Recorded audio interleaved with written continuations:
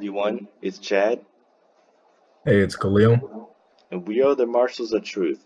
All right, so as in our last episode, we were kind of finishing out our points of contrasting the ideas of absolute peace and absolute freedom. We discussed what some of these look like, such as in societies as of Japan trying to secure absolute peace, and then anarchists, anarchy in Eastern Europe in kind of the Middle Ages and things of that sort, and how both absolute peace and absolute freedom are very detrimental and usually can't be achieved anyways. And so, coming to that conclusion, we started to wonder what system can best balance these two ideas. And coming through with our last one, we started to discuss the idea of the United States and how, or in other liberal democracies, in which the ideas of the social contract created by Rousseau and then continued by John Locke maintain the idea in which people give a little bit of their freedom to a government that secures their peace. And so we started coming to the conclusion that maybe liberalism is the best system to balance both peace and freedom. And so in the next sort of episodes, we're going to expand on this and see what this really means and see if it really is the case. And so to start off, I'd like to read a quote again from the book that we love to quote on politics by Alan Ryan, and so I'll just start by reading it off. Quote, the discrepancy in political effectiveness in modern industrial societies is between the unorganized and the organized. Money is the lifeblood of organization, but not for money alone. Can democracies protect the public at large? The question plagues all modern democracies. Neither intellectually or institutionally have we advanced very far beyond Rousseau's identification of the problem 2.5 centuries ago in Social Contract. So what we have here is, the question, can liberal democracies really balance, the public at large and people trying to take advantage of them? Can we let some companies, or can we let institutions or political parties advocate against our freedom or too much for our peace? How could we really reach a sort of equilibrium? Um, can we let can we let money, which is an example of freedom, can we let that take over? Should we? Can there be too much of that economic freedom? Can there be too much of that importance on money? Do we need regulation over companies? Do we need regulation more over people? Should we value the freedom of our individuals to make their financial decisions, or should they be managed by greater government surveillance or something of that sort? These are some of the big questions that we come to ask in how do we balance this peace and freedom at at very small scales, but again at the bigger scale, which we'll come to talk about a little bit later, is how do we balance these two ideas? Can we really do it? And which systems have really done it the best? And as we'll kind of come to, is liberalism that system? Well, we think it it has actually. We think it is the best system, and um, on with the quotes real soon. But before that, I just want to do a quick shout out to one of my old middle school boys that helped out in some of the planning and some of the ideas that we were thinking about before we started recording. Just want to shout out to my boy Kanoa Shim Lee for saying this beautiful, beautiful quote. That is, a thought has no borders, end quote. So what we want to really mention with peace v freedom as we get to this part of the series with liberal democracy and how we think it's the best balance is that you know the whole point of creating peace is to stop humankind's um, perpetual instinct for conflict, you know. But then again, to not get rid of so much freedom that there isn't enough room for the people to stretch out and to explore and to create so much beneficial things to the world. As we mentioned in the first couple episodes of this series, is that so many great things can come from freedom. So many great innovations can come when we just have the unhampered ability to explore and think. That's part of the of the divine knowledge that we got as a species, when Adam and Eve ate from the tree of knowledge. You know, we had the ability to go beyond any other animal, any other being on the planet. We can do great things with our freedom. But then again, there's still that part of us that's an animal. We always want to fight. We always want to think with our emotions and therefore cause even more conflict.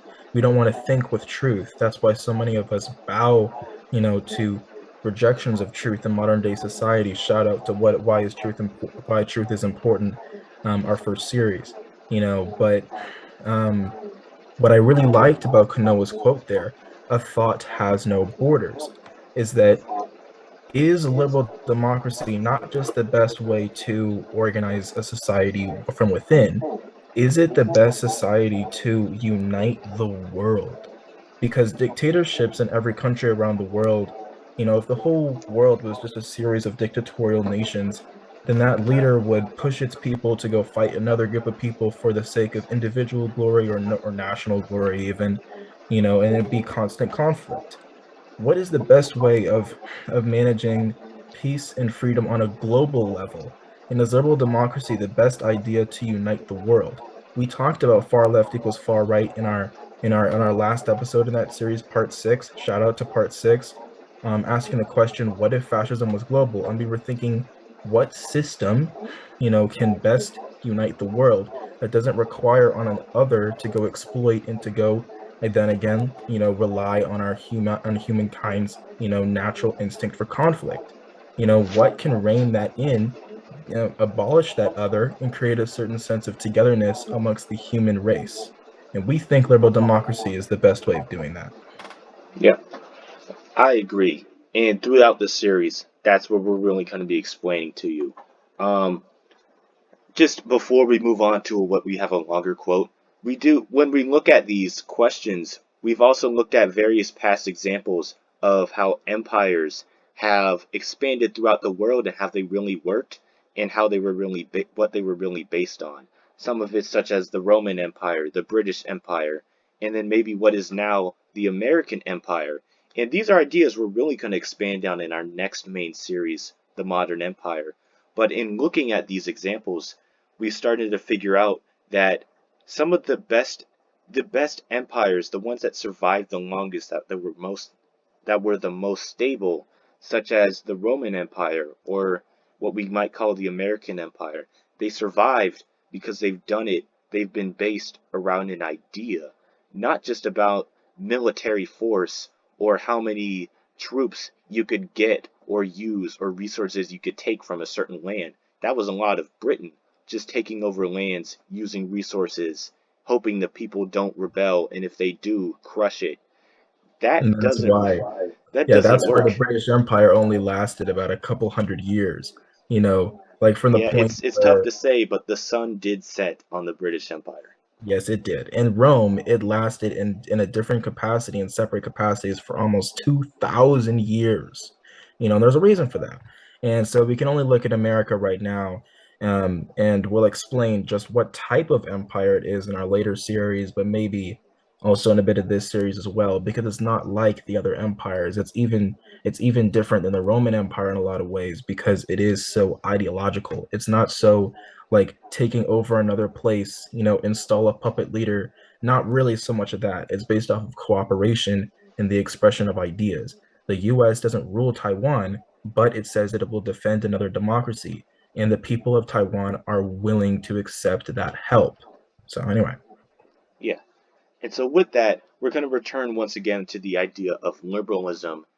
We're going to define it again a little bit and then go on to how it balances these ideas of peace and freedom. And so once again, from the book we just love to quote, On Politics by Alan Ryan, we have this longer quote, and it really describes the ideas of a mixed government. And through it, it'll explain it a little bit, and we'll break it down for you, of course. but I'm going to start off by just, reading straight from it. So, begin the quote.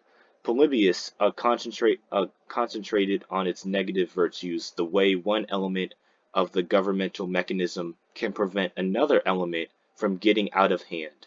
Mixed governments avert or slow the cycle of degeneration.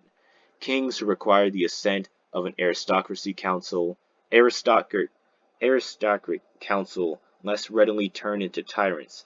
A judicial council that may have its decisions vetoed by another institution, as did the Spartan ephorate, is less tempted to give arbitrary decisions or to act from spite. If the fundamental rules must be ratified by popular assembly, the rich hesitate to fix the rules governing property and particularly debt in ways that oppress the common people and make insurrection likely. This is the theory of checks and balances, and not to be despised. Without an account of checks and balances, neither the later theory of the separation of powers nor the traditional theory of mixed government makes much sense. Checks and balances do not include the positive component that us Cicero adds.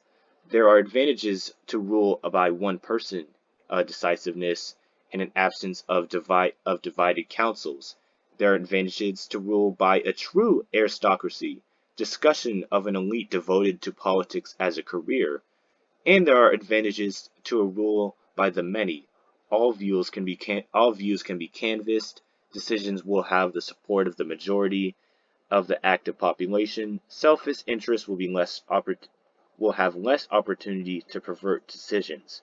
The question is whether we can secure the desirable elements of each of these forms of government and not merely fend off their disadvantages. Cicero's view is that a well-constructed mixed government secures the decisiveness of one, the expertise of the few, and the common sense and loyalty of the many.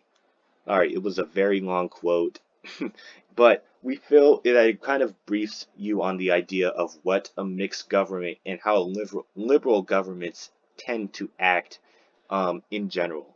Khalil, would you want to start us off on that kind of analyzation? Right. In ancient Rome, they recognized the importance of having a certain decisiveness. As it goes into Roman history and Roman lore, almost in some ways, the founding of the city of Rome in about 750 BC, it had some weird origin story with some wolf that raised two kids, but whatever. The city of Rome, as it was established, was under regal government for 2.5 centuries. And then the people of Rome, the aristocrats, they overthrew their king. From that point on, from 500 BC till right around the time that Caesar and his great nephew Augustus became the first emperor of Rome, people did not ever want to become a king. You could be a consul of Rome, which was their version of a president. You could climb through the political ladder. You could be popular amongst your troops or your people, but you never want to become a rex, which is the Latin word for king. For king, it was an insult to be called a rex. Um, they did understand the importance of having a certain decisiveness of a single individual, and that's why in wars, an existential threat to the Roman state, like when Hannibal crossed the Alps and defeated Roman armies larger than his in many different instances, marching his way down to Rome. They needed to elect a dictator. They needed to elect a military dictator that could defeat that existential threat. Because what's the point of having freedom if the entire Roman state is about to fall anyway? So for 6 months, that military dictator would do everything in their power to raise an army and to effectively, put their genius together on the battlefield to defeat said enemy and save the republic. And in many cases, this happened. So this is the example of why it's important to have decisiveness. In such a scenario, of course, you cannot have divided counsel. There might be a bit of people that help to to give advice to that one dictator, because it's so important that they win said battle, some said decisive battle against said enemy, but there cannot be too many differing opinions, or else indecision will come in.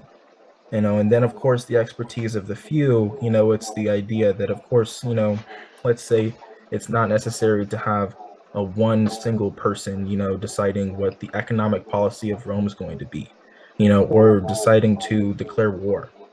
So they're obviously not going to ask, every single Roman citizen, because that's just way too many people to ask. But let's say, some nearby state disrespected a Roman emissary, and or even killed a Roman emissary. And back in ancient times, this was a pretty good casus belli to justify going to war. The Senate, which is an example of the few, would decide, on going to war, because it was just enough people in the room. They had 100 people in the Senate back for majority of the Roman Republican period, just enough people to be able to make a decision, to get other points of view, because sometimes the decision, that they're making is important. They need to have different points of view, but it's not too many people to where nothing can happen, but it's also not one person, and that one person will make a rash decision. And so, of course, it's also important to have the common sense of loyalty in the many, because then you'll be able to have a spirited defense. What if there was an enemy at the gates of Rome? You need the help of every single person, but you need, through your governance during peacetime, to be able to give enough freedom to the people that they want to devote yourself to that cause, that they know that any enemy that comes at their gates of Rome, at the capital of Rome, the people living inside the city of Rome in such a scenario aren't going to think, oh, well, that enemy will give me more freedom. No, they want to have enough loyalty and enough trust in the current system, that they will give such a spirited defense, because they want to defend their freedom. And that was the idea of a mixed government. Yeah. So you take the elements of the decisive single leader, in a liberal sense, that could be the president, and then you add in the council of a few who kind of know what they're doing, people who have been in politics for most of their careers. You can look at the current president of the United States, Joe Biden. He spent 47 years in the United States Senate. You could say that he might know what's going on in there. So you take the advice of those people who could better advise that one leader, or just make decisions because they've been there, they know how politics work, they know what to make something that's, legible, hopefully. And then you bring in the advice or the participation of many, because you need that common sense and a force that could kind of rein in selfishness. If there was, say, one of those senators, one of those aristocrats who was just, in it for the money, they take a lot of donations from different parties, maybe even the enemy who was outside the gates. You could have through the participation of many. In this case, it would usually be, well, in the case of the United States, it'll be voting. You could take that, and those people could throw that person out. They could vote him out. They can expel him. Maybe the Senate could even, impeach him, remove him from office. So you take all of those aspects, bring him into a government, and you take the benefits of those, which all kind of add into each other, and make a force of government that runs in a way that one of them can't just take over. The aristocrats can't say that they know everything, because the president or the many can take them out of office. You can't have a president who says they can do it all and can usurp the aristocrats, because they can impeach them. And you can't have a populace who wants these 6 million different things to make all the decisions, because they're not involved. They're not Every single person isn't involved, because in that case you wouldn't get to any decisions. You would just have fighting. And so you have the aristocrats who could kind of make those decisions for you. It takes the good parts of all of those, brings them together. It makes a government that could really be very stable, at least ideally, and provide the best that it can for its citizens. Right, because even from the earliest of times, people, regular day people, but then of course very much so the people that would become, the early version of politicians or kings or aristocrats. aristocrats and nobles. They recognize the importance of having order, but according to Alan Ryan, author of On Politics, Hegel's philosophy of history, because we're going to another philosopher here, there's a lot of backing for our ideas and it involves looking at a lot of different philosophers. So, anyway, we were looking at Polybius and we were looking at Cicero, but now we're going to Hegel, skipping about 1,500 years, 2,000 years, but whatever. You guys are okay with that. Hegel's philosophy of history was a work in which, quote, his view of the nature and purpose of the modern legal and political order is illuminated, end quote. And in it, quote, he insists that the goal and purpose of history is to bring about that all persons should be free and that this goal has been realized in the modern world, end quote. So the best interpretation, I'd say, of those quoted parts of Hegel's philosophy of history and Alan Ryan's interpretation of it is that the purpose of order is to bring about freedom. The purpose of creating a government, of creating a trusted authority, so stabilizing factor in society, is to bring freedom to its people. And so Hegel, whether he knew it or not, and he might have known it, but he also might not have, that he's talking about balance. He's talking about the idea of peace, which is a government, the modern legal and political order, the purpose of it, the purpose of history to bring about freedom, So the purpose of order is to bring about freedom. The purpose of peace is to bring about freedom. That is Hegel's idea, and it should be recognized as so. Yeah, what's interesting is that a man who would end up influencing fascists such as Mussolini is espousing a very liberal idea that kind of emphasizes that replicates the idea of the social contract that John Locke would talk about. The idea of that you have a government that secures peace, but also gives its citizens the freedom to express, to be, to act as they will, and that the purpose of that government is to ensure that freedom. That's John Locke's version of government. And so through here, once again, you have another person espousing that this is the purpose of government. You give it some responsibilities. You give it that order. You allow it to ensure some order within your society so that you can also have some freedom. And so you kind of get that balance once again that we really want to emphasize, that we feel that the idea of liberalism can really do. Yeah.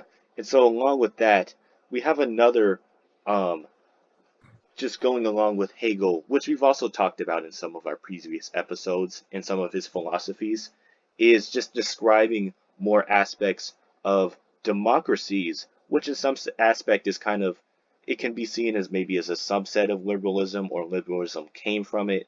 I would say liberalism has came from democracy and the idea that the people should be involved in politics. But anyways, to read off this quote is, quote, the philosophy of history offers a triadic history of freedom.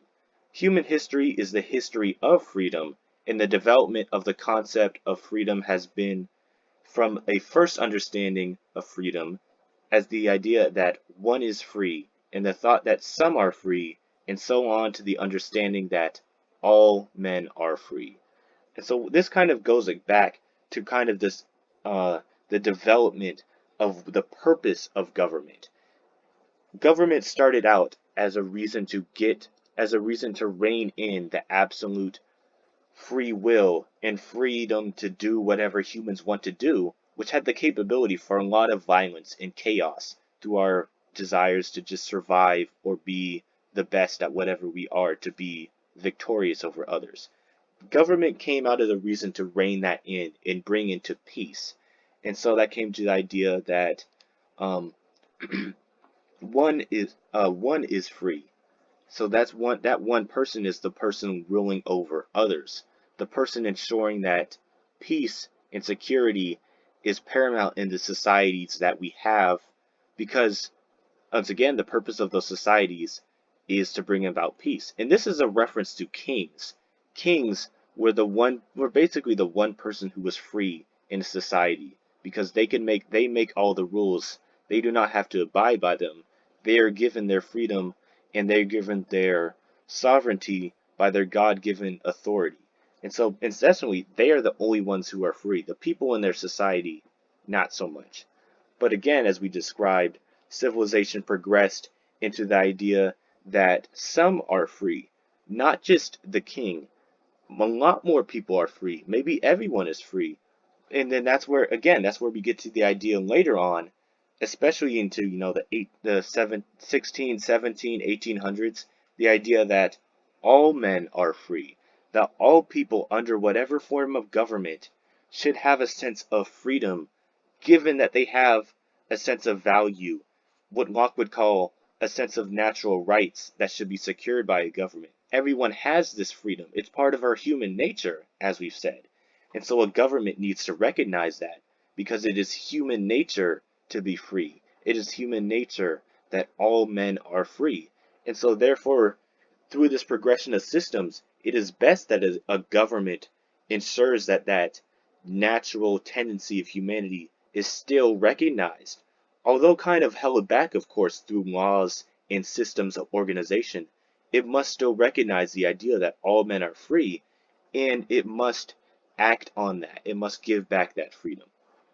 Right, because a government, and a government is supposed to keep the freedoms of the people while maintaining the peace.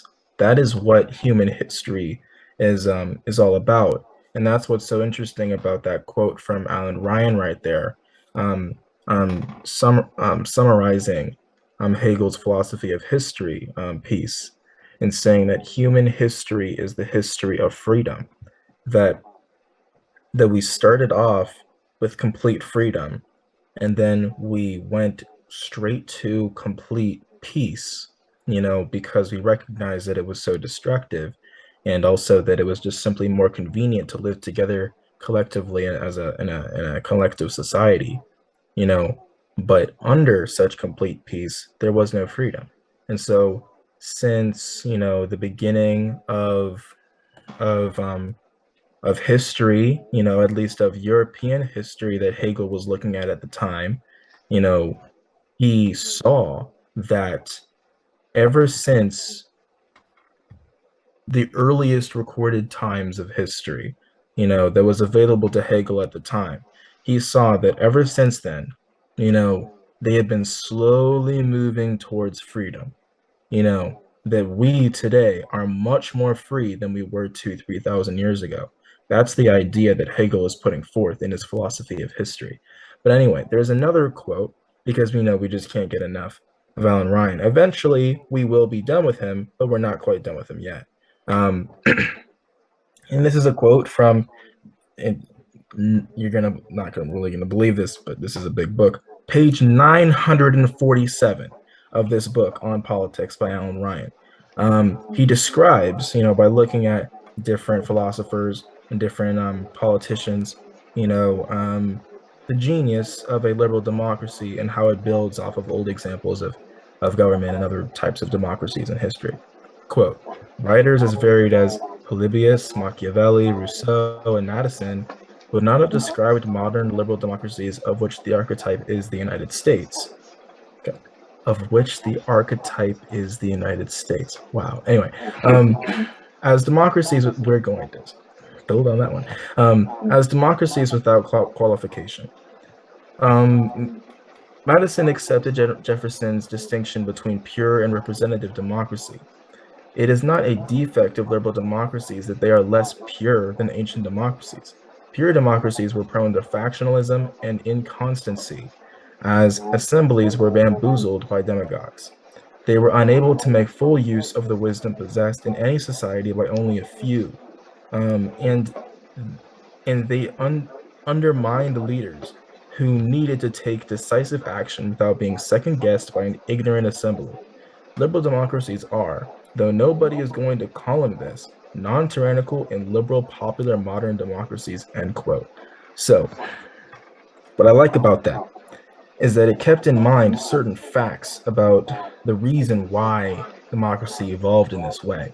about why Hegel might have interpreted, you know, this version of democracy that we have today in the United States as being, you know, proof, of his belief that human history is the history of freedom, but it's also the history of organized freedom, of balancing again peace and freedom, something which Hegel understood to a certain extent, but we're definitely analyzing it right now in a much more informed, I'd say, because we're in a much more modern society than he was.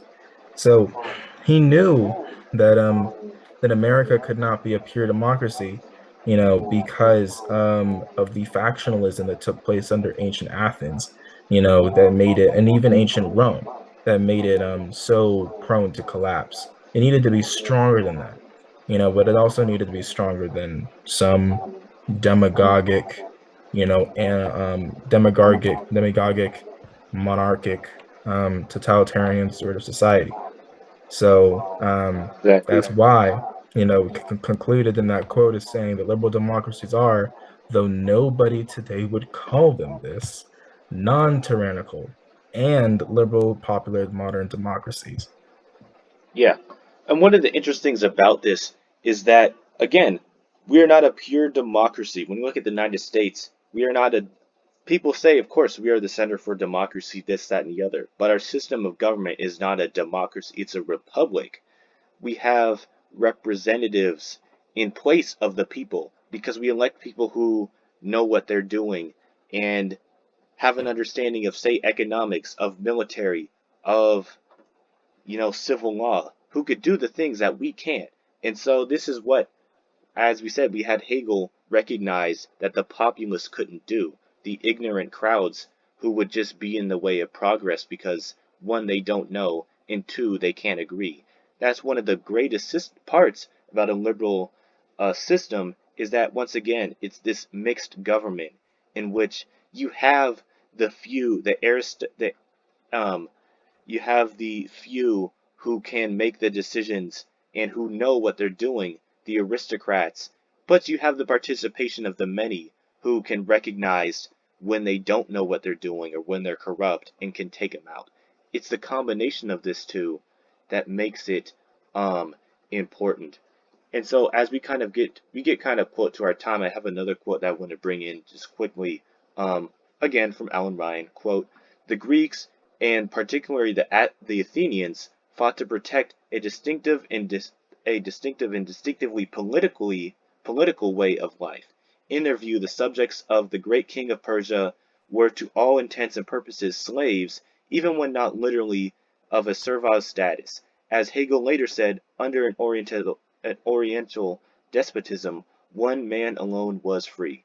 And so this is again to just kind of describe the idea that in the old system, one man, the king, was free. But now, in the systems, in the liberal democracies, the liberal republics that we have now, all men are free. And in various ways, and I would argue very great ways, we recognize that by giving the people back their freedom of wills, of expression, while also giving the freedom to bring down the governments they don't agree with.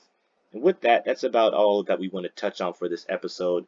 We're continuing to describing liberalism and what it means and how it best balances freedom. So with that, we're the Marshals of Truth. We'll see you in the next episode.